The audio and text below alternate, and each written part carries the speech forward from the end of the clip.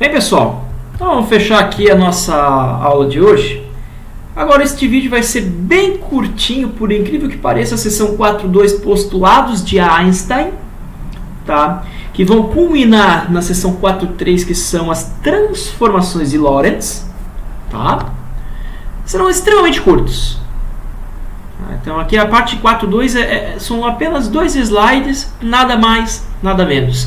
Toda a parte mais importante, densa que nós fizemos é a relatividade newtoniana para explicar aquilo que já deveria ser consciente para vocês, que vocês trabalham, na verdade, de maneira inconsciente. Só que a gente tem que expor, né? Justamente porque ela veio de encontro contra, né? Os experimentos de Michelson e Morley. Tá? Então, voltando para cá, né? Fizemos todo o experimento do Michelson e Morley. Né? Primeiro falamos tudo sobre a relatividade newtoniana, ou invariância galileana. Tá? E aí, para tentar achar um referencial absoluto, Michelson e Morley né, apresentaram um experimento, realizaram esse experimento, tentaram refinar, esforçaram para tentar obter resultados infrutíferos, tá, de interferometria. Tentei explicar brevemente como é que funcionaria o experimento Michelson e Morley com relação ao movimento da Terra. Né?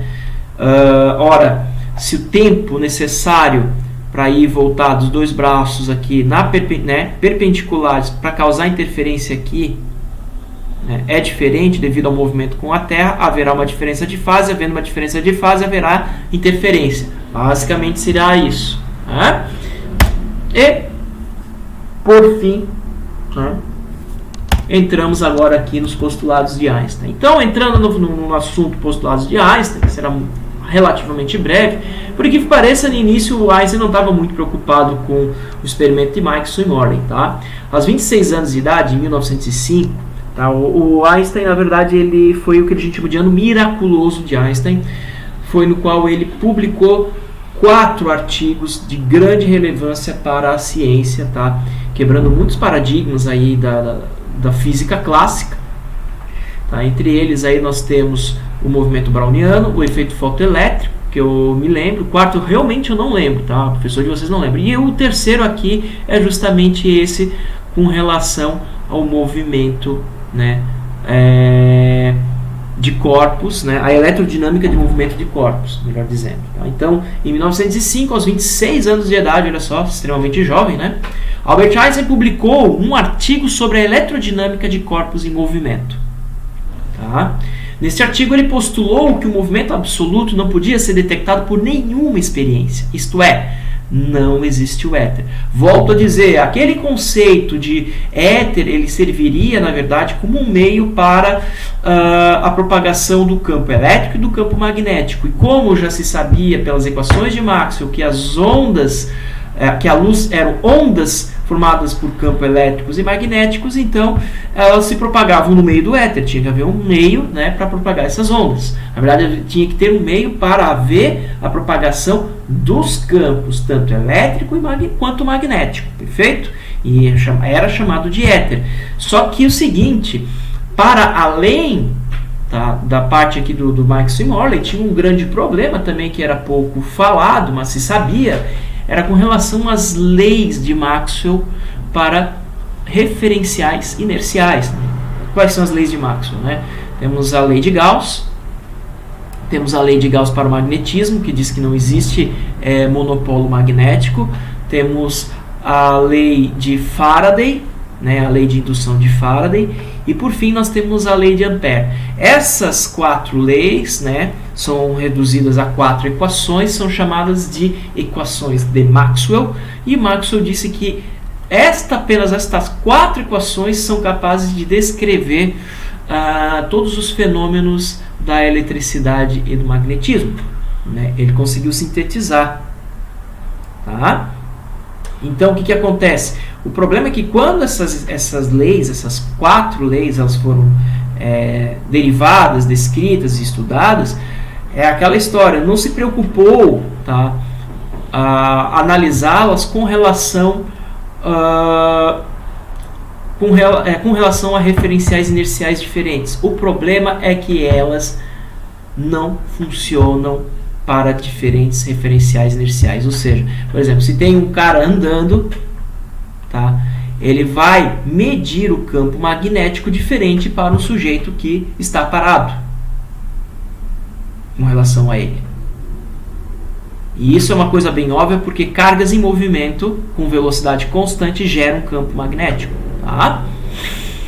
Então aí já começou o problema, né? As leis de Maxwell, elas não respeitavam naturalmente a invariância galileana. Não havia essa preocupação, e essa preocupação foi levantada por Albert Einstein, e ele disse que não, elas respeitam. Elas respeitam, tá, a invariância galileana, assim por dizer. Na verdade, a invariância galileana ela tem que ser corrigida.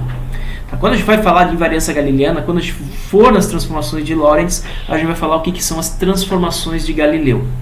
Tá? Aí vai fará mais sentido o que é invariância galileana. Mas por enquanto fica aí só para vocês de conhecimento. Na semana que vem eu vou discorrer a respeito dessa, né, do que é a invariância galileana, afinal de contas. Então, neste caso, esse artigo do Einstein com relação à eletrodinâmica, ele falou o seguinte: o movimento uniforme absoluto não pode ser detectado. Bem, isso na verdade, tá, pessoal? Isso na verdade é pura e simplesmente repetir o postulado da invariância newtoniana. Tá?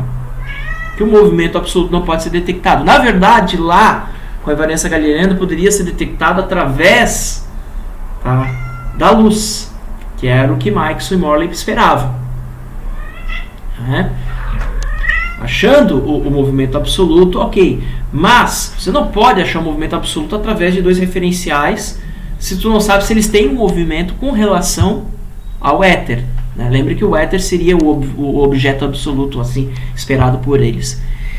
E o principal, o segundo, mais importante postulado, tá? Já que o primeiro é só um repeteco, dizendo que praticamente todas as leis da física são válidas, tá, para referenciais inerciais. O segundo postulado diz o seguinte: a velocidade da luz é independente do movimento da fonte. Este postulado é um quebra de paradigmas. Ele sim é disruptivo. E podemos entender este segundo postulado de uma outra forma, tá? O segundo postulado pode dizer o seguinte: qualquer observador mede sempre o mesmo valor de C. Lembre que C a gente trata próximo de 3 vezes 10 na 8 metros por segundo, 2,998 vezes 10 na 8 metros por segundo, não é mesmo? Então, este é o valor de C. Então, quer dizer o seguinte: qualquer observador mede sempre o mesmo valor C para a velocidade da luz. É isso, tá, que o segundo postulado fala. E agora eu vou finalizar, tá, a aula com esta ilustração. E essa ilustração aqui ela é bem simples, mas ela tem a ver, a gente vai discorrer ela, tá, e desenvolver algumas teorias nas aulas da semana que vem. Mas ela é importante que fique aqui e que vocês reflitam a respeito disso. Nós, mais uma vez, temos dois referenciais inerciais entre si, né? O observador S e o observador S'. O observador S' está andando numa bicicleta, né, com uma velocidade relativa com relação ao observador S. Cada um tem o seu sistema coordenado, unidimensional, nesse caso, x e x', respectivamente, para S e S'. E temos agora um carro. O carro está parado para o S, mas o carro de repente acende a luz. Quando ele acende a luz, existe o que? A luz vai, né, a onda luminosa propagar-se-á para os dois observadores com uma velocidade C. Pelo menos o observador S, vocês vão dizer o seguinte: não, o observador S observa, né, mede, melhor dizendo, a velocidade da luz igual a c. E aí os incautos dirão o seguinte, que era o que acontecia com Mikeson e Morley. O observador S' vai ver a luz mais rápido, né? Mais veloz. Ou seja, a velocidade medida pelo observador S' será, na verdade, de c mais velocidade relativa. Errado. Ambos medem a velocidade da luz igual. Ou seja, para ambos o valor da velocidade da luz é de 2,998 vezes 10 na 8 metros por segundo quadrado. Metros por segundo, quadrado não. Metros por segundo. Ah? Ou seja, ambos medem o valor de c. E o que é engraçado, o que é estranho, é que isso quebra um pouco a lógica, né? Nós não esperaríamos isso. Esperaríamos que, na verdade, o observador S' medisse a velocidade da luz igual a c mais velocidade relativa. Só que não. Então eu termino a aula de hoje justamente com este conflito. Tá? Eu quero que vocês reflitam a respeito disso, porque agora a coisa vai sair um pouco da lógica de vocês, mas depois vai começar a fazer sentido. Fará sentido quando eu apresentar as transformações de Lorentz. Nós vamos pegar aquilo, vamos primeiro anunciar as transformações de Galileu, que fazem parte da mecânica newtoniana. Vamos falar mais alguns conceitos de sincronia, né, especialmente de sincronicidade entre os referenciais. Tá? Faremos mais alguns experimentos, faremos um experimento mental que o Einstein propôs para tentar explicar a invariância da luz, né, da velocidade da luz. Tá? Que é o experimento de um raio que cai no vagão de um trem em 2 pontos ao mesmo tempo, etc. E tal. O Albert Einstein ele era fabuloso para criar experimentos heurísticos, tá? Justamente para, né, experimentos assim virtuais para explicar seus conceitos. Tá?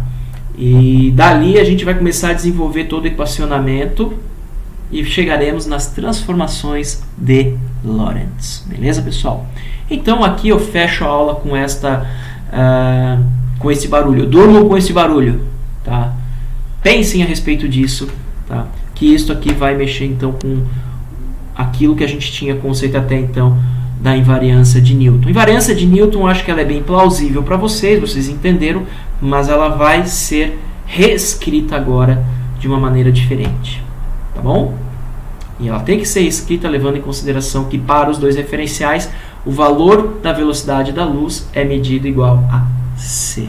E tem uma coisa muito importante nisso que vocês já devem ter notado, que não existe nada mais veloz do que a luz. Tá? Se para o observador S' a velocidade da luz é medida como c, bem como para o observador S, sendo que o observador S' está veloz em relação ao observador S, sinal de que a luz, tá, é um valor absoluto e limítrofe. Eu poderia colocar o ciclista andando no outro sentido, tá, contrário, ele ia observar a medida da velocidade da luz igual a c também. Não ia também ser como c menos a velocidade relativa. Não. Continuaria sendo c. Lembre-se disso. Velocidade da luz, torno a repetir, é um valor absoluto para qualquer referencial. Ponto. Aqui eu encerro a aula de hoje. Bons estudos a todos e até logo mais.